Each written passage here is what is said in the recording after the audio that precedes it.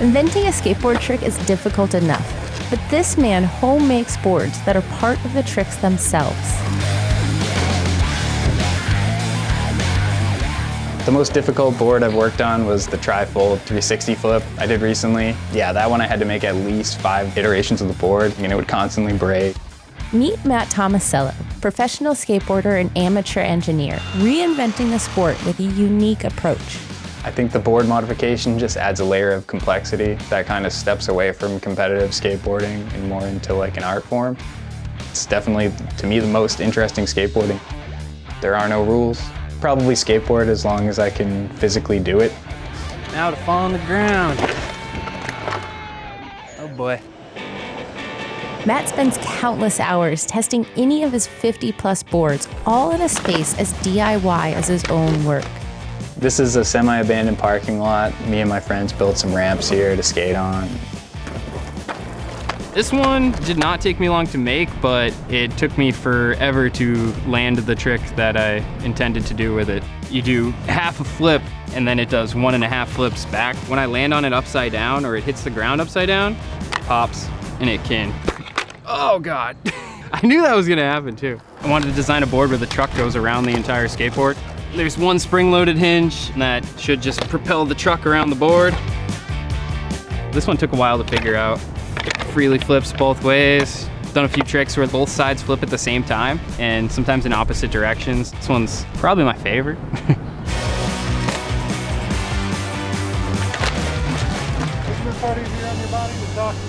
I honestly would rather destroy my body. I'm awkward.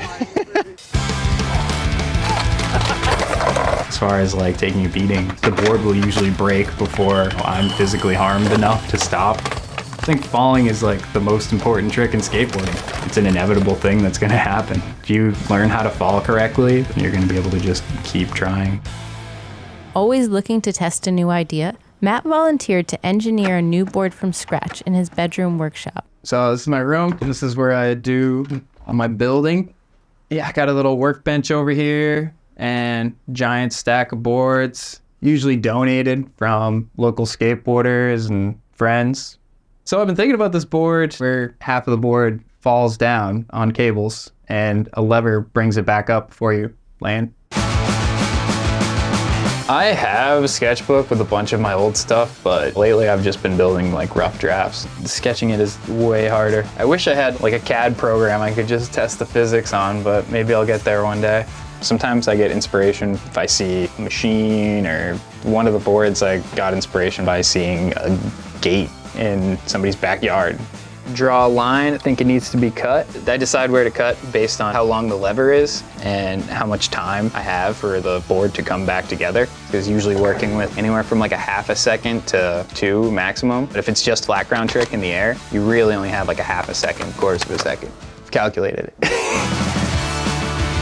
Nothing needs to be perfect, it just needs to work once. Have a spare nose, might as well use it instead of cutting up a new one. Reduce, reuse. So they overlap because this would never hold anyone. It's all a balancing act, like weight distribution from the front truck to the back truck. Nothing's gonna work if there's anything in between that can fold in. Now I'm just gonna drill the holes where the cabling's gonna go. Probably spent like hundreds of hours building different boards in here, just tinkering with things.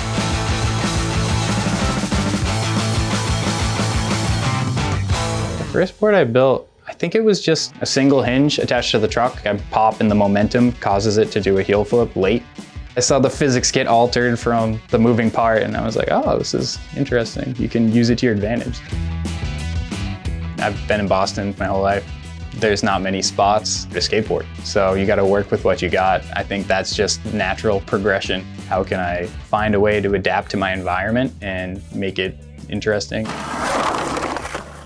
This is the self-Nodis board. There's this trick on a skateboard called the Nodis spin, invented by Nodis Kappas. He ollied onto a fire hydrant and grabbed a pole and spun around. And this is like way, way back. Yo, Andy, what year did Nodis do the Nodis spin?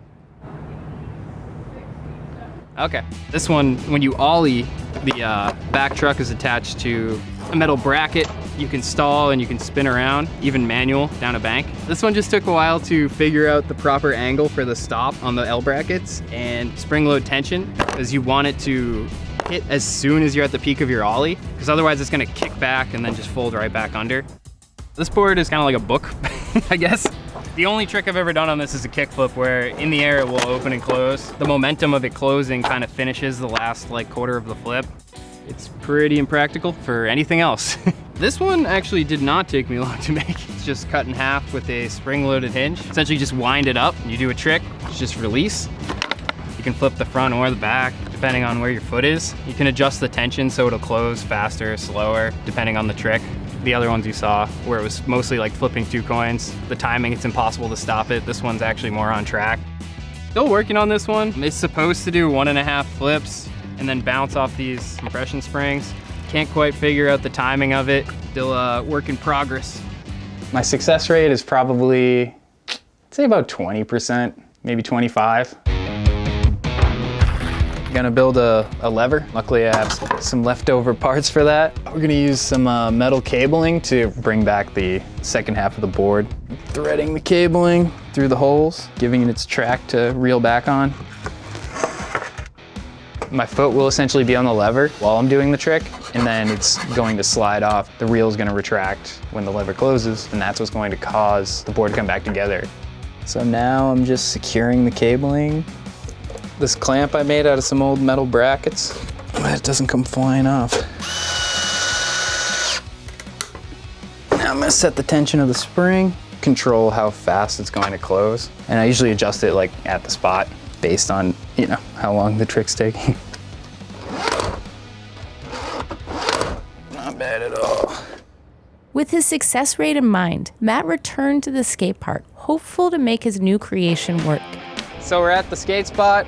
Just gonna try this board out. I'm gonna try to slide down here, have the board drop while sliding, and then reel back up right away. Oh my God.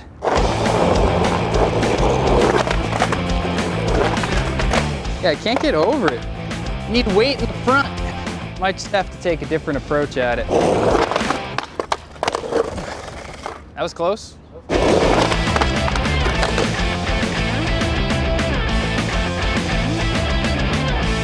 Blunt slide didn't work, but luckily 5-0 worked out. I think that's it. No matter how many tries his boards can take, Matt loves the freedom of the process. They're trying to make rules in the Olympics and everything, but you can do absolutely whatever you want. Nobody can throw a flag on the field and say, you know, you didn't do it right.